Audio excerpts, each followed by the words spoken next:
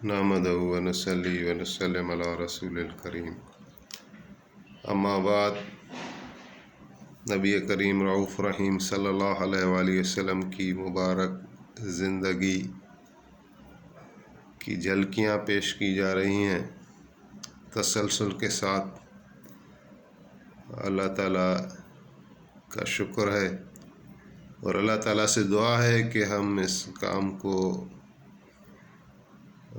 احسن طریقے سے اپنی استطاعت کے مطابق پورا کر سکیں اور اللہ رب العزت کی بارگاہ میں یہ خدمت قبول ہو جائے، نبی کریم صلی اللہ علیہ وآلہ وسلم کی بارگاہ میں یہ خدمت قبول ہو جائے اور ہماری یہ مغفرت کا اور نبی علیہ الصلوۃ والسلام کی شفاعت کا ذریعہ بنے اور ہماری زندگی کے اندر بھی ہماری جو ہے رہنمائی کا سبب بنے، مغفرت کا سبب بنے، آمین۔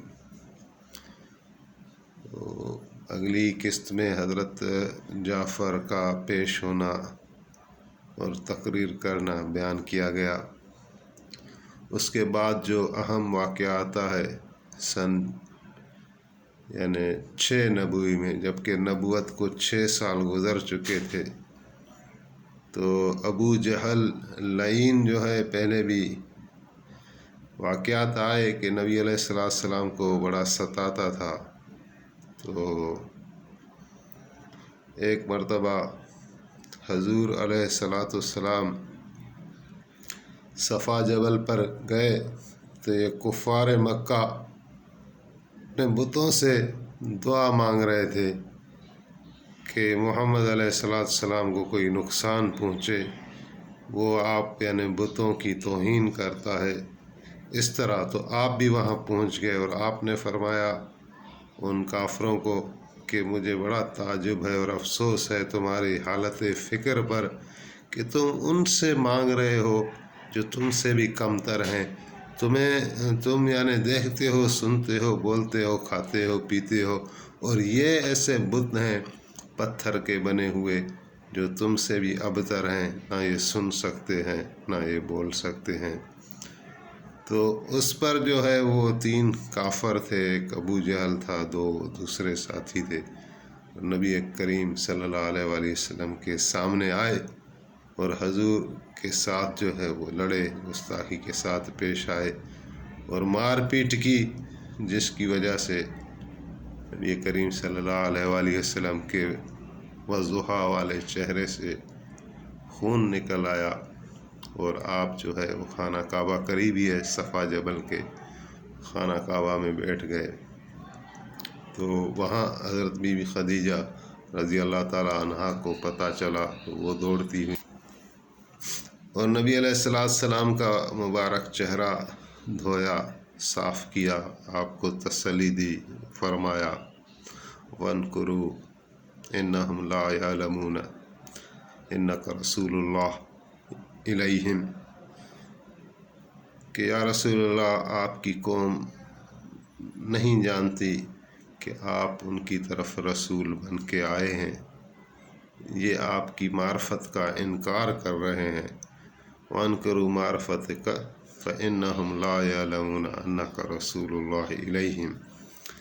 تو بہرحال اسی ٹائم جو ہے وہ حضرت حمزہ ایک جنگجو بہادر انسان تھے، نبی علیہ السلام کے چچا تھے اور حضور کے رضائی بھائی بھی تھے، ساتھ میں دودھ پیا تھا اور عمر بھی لگ بھگ تھی، تو دوست بھی تھے، لیکن وہ زیادہ تر شکار وغیرہ پر رہتے تھے۔ تو وہ شکار پر گئے ہوئے تھے، ان کے سامنے کوئی ہرنی آئی اور انہوں نے تیر نکالا اور چست لی، ہرنی کو ٹارگٹ کیا۔ جب تیر چھوڑنے والا تھا تو اللہ کی قدرت سے ہرنی نے کلام کیا، بولا یہ تیر مجھے مار رہے ہو، کیا ہی اچھا ہوتا کہ اس کو جا کے مارتے جس نے تمہارے بھتیجے کو زخمی کیا ہے۔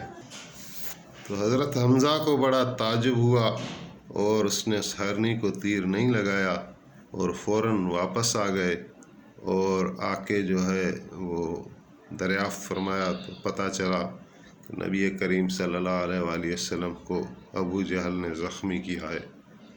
تو وہ کھانا آ کر دیا، روٹی کھانے کے لیے، تو فرمایا روٹی میں نہیں کھاؤں گا، روٹی میں جب تک نہیں کھاؤں گا جب کہ میں اپنے بھتیجے کا انتقام نہ لے لوں۔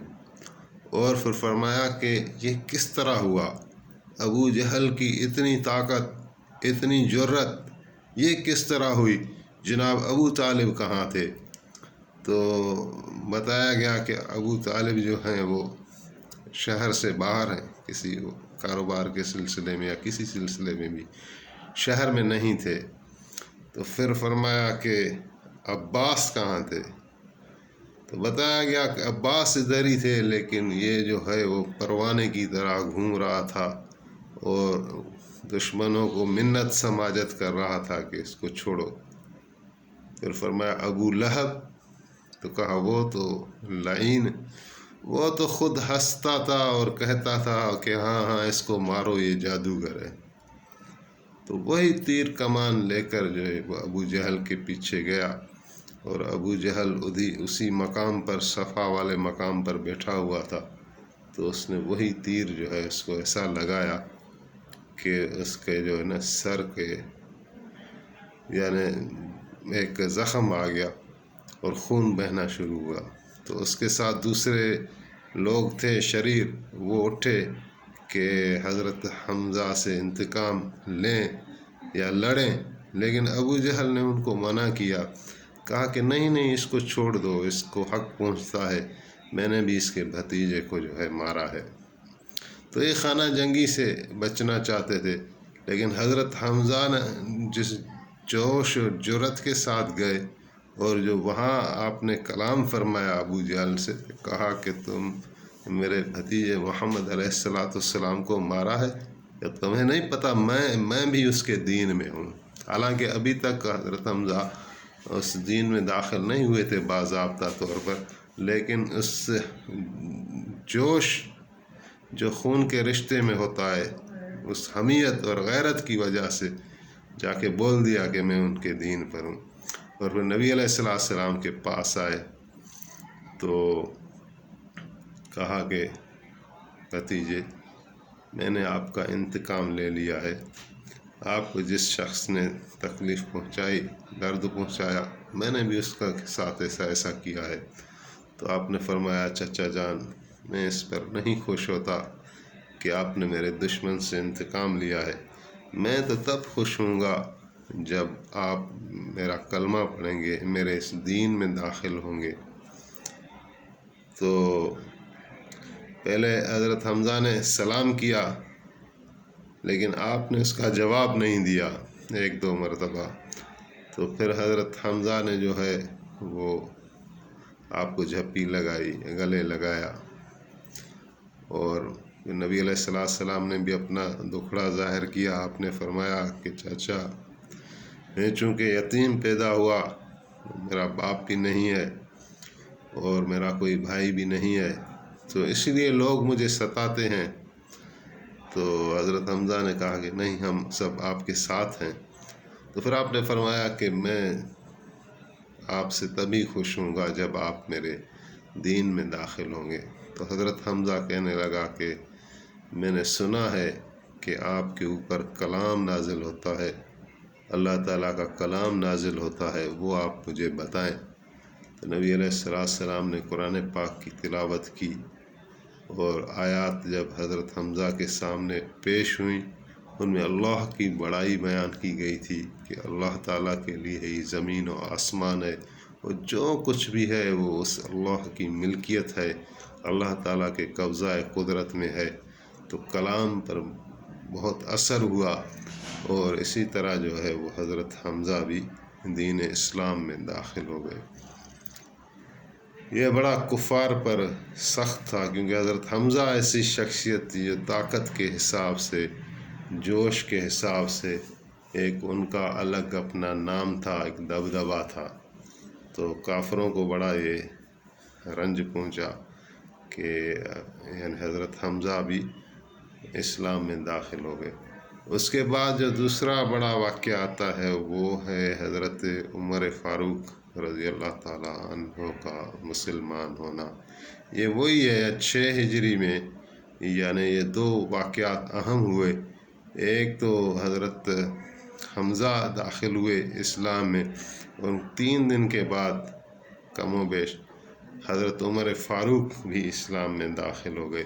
تو یہ دونوں شخصیات ایسی تھیں کہ عرب میں ان کا بڑا اثر تھا، اور اللہ تعالیٰ نے پھر جو ہے ایک جو مسلمانوں کے اوپر شدت تھی، پریشانی تھی یا پریشر تھا، وہ ان 2 شخصیات کے آنے سے کافی کم ہو گیا، اور ایک جمعیت بن گئی، ایک جماعت بن گئی، جس کا یعنی ایک تشخص جو ہے وہ ابھر کر سامنے آ گیا۔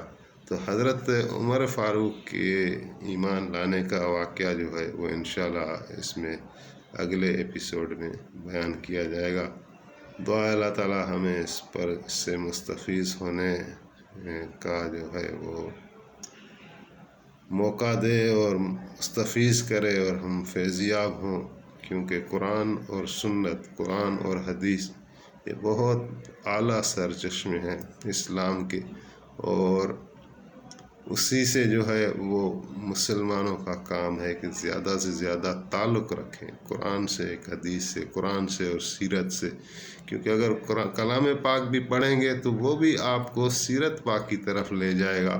کافی واقعات ہیں، کافی آیات ہیں جو براہ راست بندے کو سمجھ میں نہیں آتی، ان کو سمجھنے کے لیے پھر شان نزول تلاش کرنا پڑتا ہے۔ شان نزول جب دیکھتے ہیں تو وہی پوری سیرت آپ کے سامنے آتی جاتی ہے۔ تو ایک طرح قرآن نے سیرت پاک کو بھی محفوظ کیا ہوا ہے، اور حدیث نے قرآن کو محفوظ کیا ہوا ہے۔ یہ کہتے ہیں کہ یہ 2 سرچشمے ہیں اسلام کے، جو 4 سورسز ہیں ان میں 2 یہی ہیں، یہ ایک دوسرے پر انٹر ڈیپینڈنٹ ہے، ایک دوسرے پر ڈیپینڈ کرتے ہیں۔ تو قرآن جو ہے وہ حدیث کی طرف ریفر کرتا ہے، اور حدیث جو ہے قرآن کی طرف ریفر کرتی ہے۔ تو بہرحال آمنت باللہ وصدق اللہ العلی العظیم وصدق رسولہ النبی الکریم۔